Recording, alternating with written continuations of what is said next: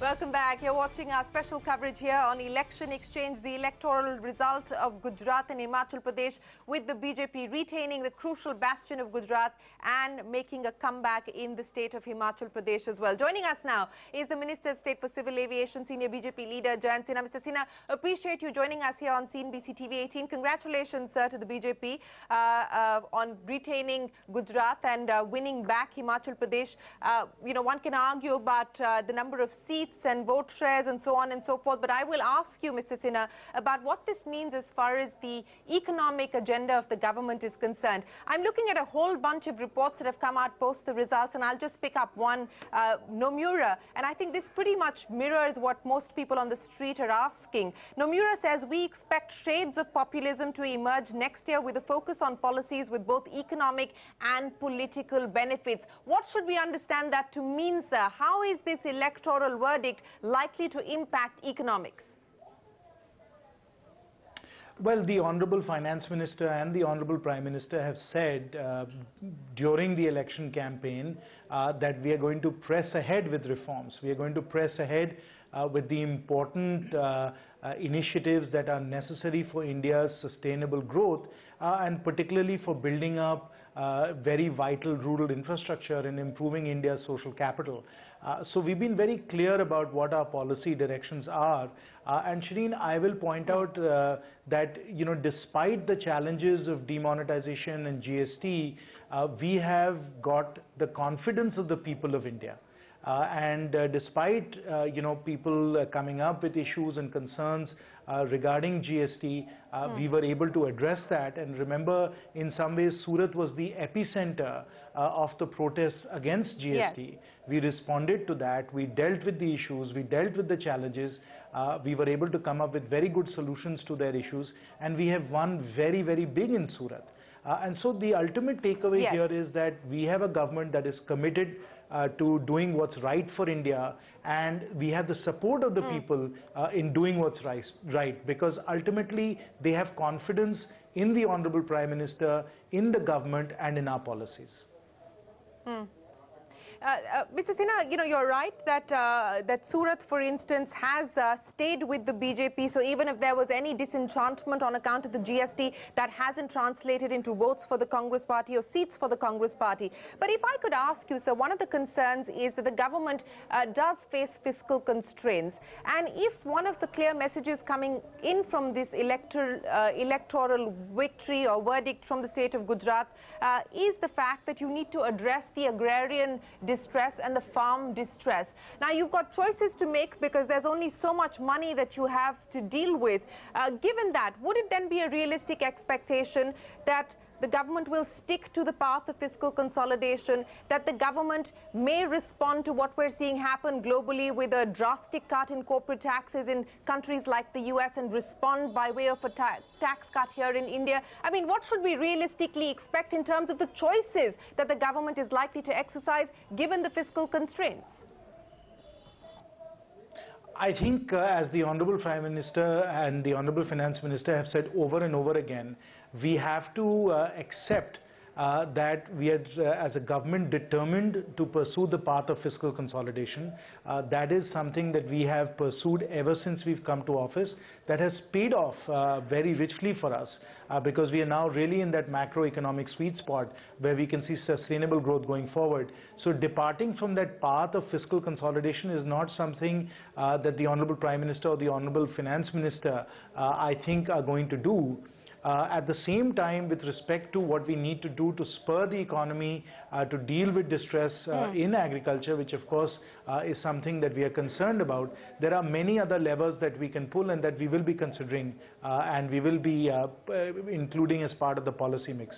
But at the same time, Shireen, one of the points that all of us have brought up over and over again is really around real interest rates. The world over, we are seeing real interest rates that are actually very low. There's 0%, minus 25 basis points, minus 50 basis points, and so on. At the same time, we in India are running fairly high real interest rates. So when we look at the entire policy mix, if I may interrupt there's of course you, sir, the fiscal side. And I know that this has been a long-standing demand of the government that the RBI should cut interest rates. But is that now a realistic expectation? And I ask you that in the context of the fact that we've actually seen commodity prices moving up. Crude oil prices have gone up quite substantially. Vegetable inflation is high. In fact, the latest inflation print has been on the concerning front as far as the RBI is concerned, ahead of its expectations. So is it realistic to, in this context, expect the Reserve Bank to be cutting rates? I think most of the factors that you mentioned, Shireen, are really not core inflation. Many of those are seasonal factors. Many of those are very volatile. So we shouldn't pay too much attention to some of those more volatile factors. I think we have to look at the fact that there is underlying slack in the economy, whether it is factory utilization, the workforce, whether it is in terms of what we are looking at as far as demand is concerned. In all of these cases, I think it's fair to say that structurally the economy could definitely benefit from lower real interest rates. And of course, there's also the dynamic argument that you can make that lower interest rates and higher investment will actually reduce inflation because there'll be more supply side, more capacity going into the system as well. So there are arguments to be made on both sides. All I'm saying is that when we look at the policy mix, we have to look at all the various levels. The fiscal side is one side. There are a number of different things that can be done as far as policy is concerned. And then the monetary side also should be part of that whole discussion as well.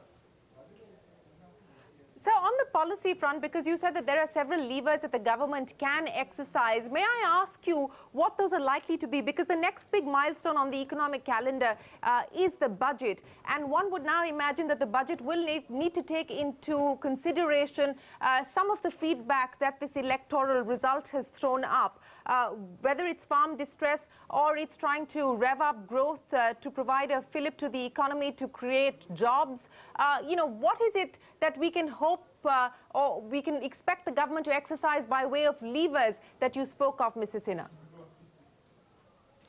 Well, at least speaking for myself, I would say that what this election verdict is telling us, whether it's Himachal, where we won with a 2/3 majority, or Gujarat, where we won for the 6th consecutive time, even after we have a government in the center and a government in Gujarat. So we are dealing with serious, anti-incumbency, if you look at it from that perspective. Despite all of that, we have won resounding victories in Himachal and in Gujarat. So for me, at least, the big takeaway is stay the course. We have to make the right decisions for India, the decisions that really position India best for the long term, even if that entails some short-term challenges that we have to overcome, as we did with GST, as we did with demonetization.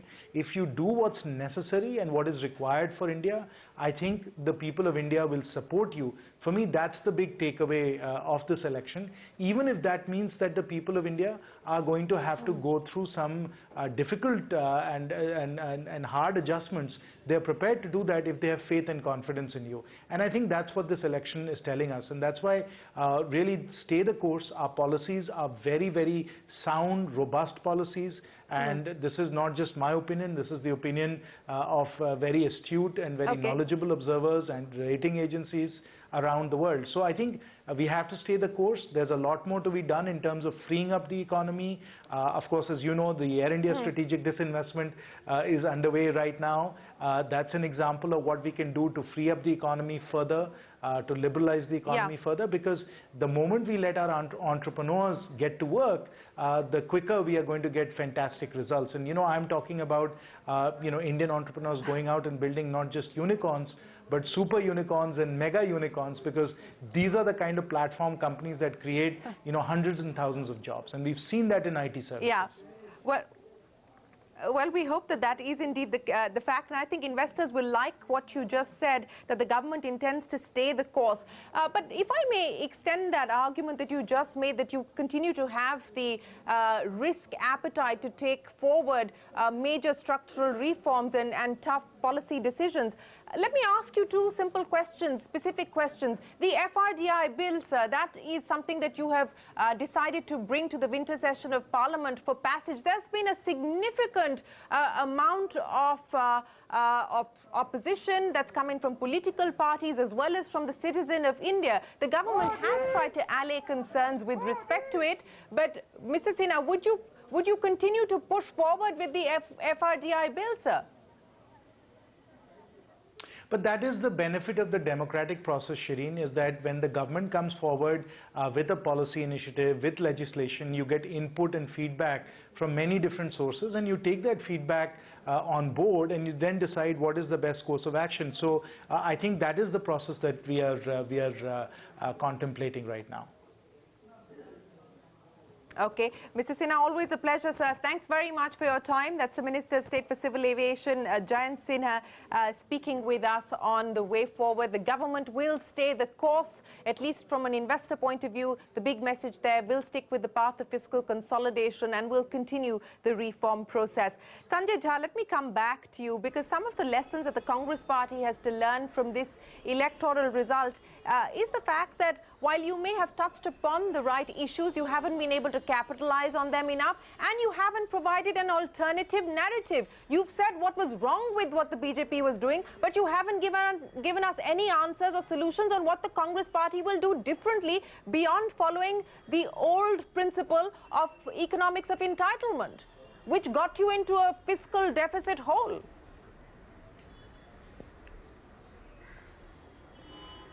Shirin, I will partly agree with you. Unfortunately, our political discourse and, the rhetoric that happens in an election campaign is usually very, very negative.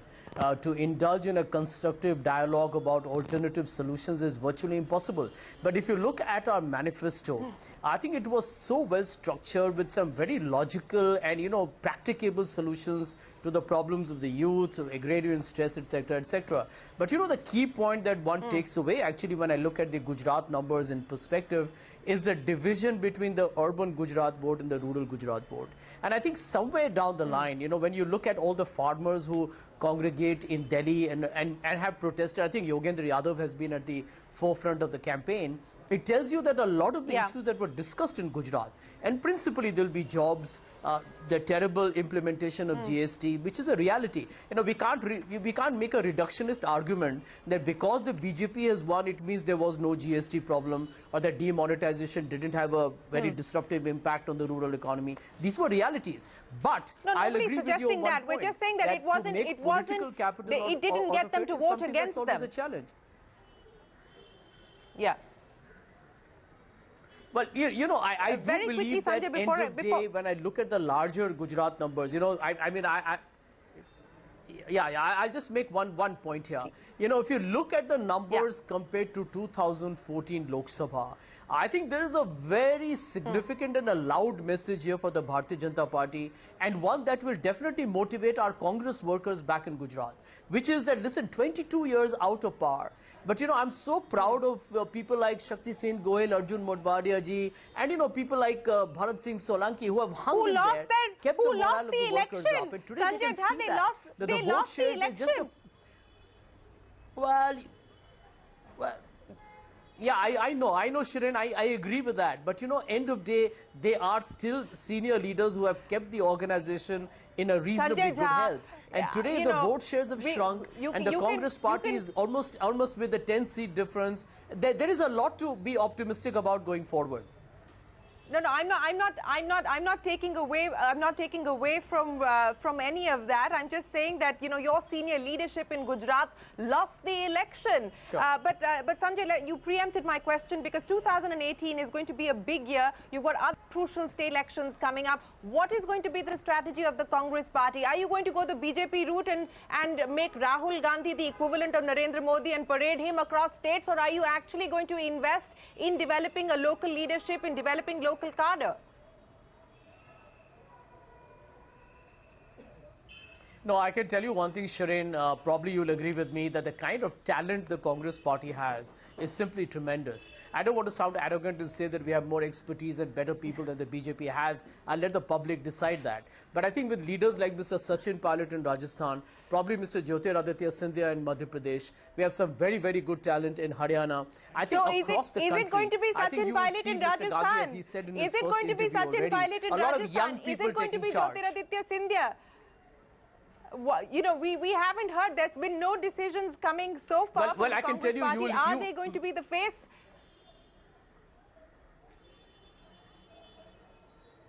I think Mr. Gandhi has already given a very clear hint in the direction that this is going to be a grand old and young party, which means that we are definitely going to fully utilize all the collective experience and expertise of the senior leaders. But you will see a lot of young people from the Congress party taking charge. I have a feeling 2018 is going to be an exciting year politically. We have to make sure we win Karnataka, and we have to wrest Rajasthan, Chhattisgarh and Madhya Pradesh from the BJP. I think the Congress is going to be a very determined outfit. It's going to be a very determined outfit. The question is sincerity and all of that apart, Shankar Iyer, they're up against an election winning machine. The BJP has made the art of winning elections. It seems unstoppable. Well, sometimes the winds change for some of the people. I mean, nobody was willing to give the time of day for the Congress in Gujarat. I agree. And now here they are 10 seats behind the BJP. There are three-term incumbency in Madhya Pradesh. If they make the right choice and get the squabbling 12 factions of Madhya Pradesh, maybe there's hope. If they don't mess up with what Sachin Pilot is doing in Rajasthan, maybe there's hope. I don't know if they have a face in Chhattisgarh anymore. Yeah. But the main thing that they need to do is create a vision for the voter. Yeah. He's looking for a vision, a competitive vision. Yeah. And what's a marketplace without competition? Absolutely. What's a marketplace without competition? Final words to you, Ruzan, as we see there. The victorious duo, Amit Shah and Narendra Modi.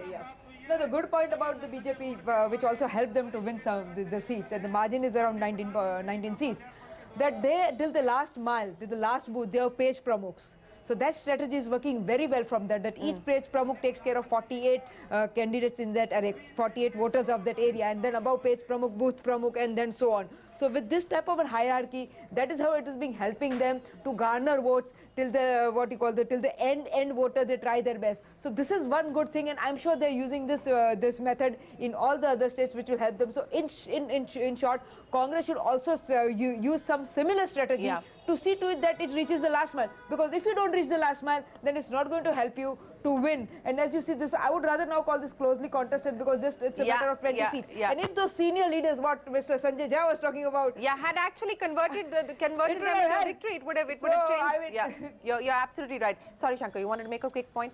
See, the BJP also has a state leadership problem. Yeah. Just now the people are long on Narendra Modi, and they have shot BJP in Gujarat. Yeah. Now, if they don't fix the issues that concern the people, they may cease to be long on Narendra Modi. All right, Shailesh, I'll give you the final say. So big picture, the key takeaways for you from this. Yes, I think everyone said that political winds change, but the one constant that we have to keep an eye on is Modi will be on top of the BJP and Rahul Gandhi will be on top of Congress. And so the question comes down to who is more popular than the other. This is a challenge. So as someone just mentioned, right now people are supporting Modi, but that could change. And that's something people need to keep an eye on. Second point is demonetization and GST, as I alluded to earlier. Yes, they are very important reforms. I agree, very critical reforms, but you cannot disagree by saying that they did not cause disruption. They did. So with that in mind, any smart politician will not want to introduce another structural reform at this juncture, because the bigger the reform, the more consequential its impact will be on the economy. What you will instead expect going forward on the economy are minor tweaks to the reform process, some adjustments, some disinvestments, some increases in spending for the rural economy. But at the end of the day, the one thing they cannot lose sight of is inflation. Inflation under this government has been very low. It's been a critical factor for their success. If that goes away, you're going to see some serious problems in 2019. Yes, they have enjoyed that macro sweet spot, but Shailesh, Sanjay Jha, Zafar Islam, Yogendra Yadav, Rujan and Shankar Iyer, appreciate you joining us here.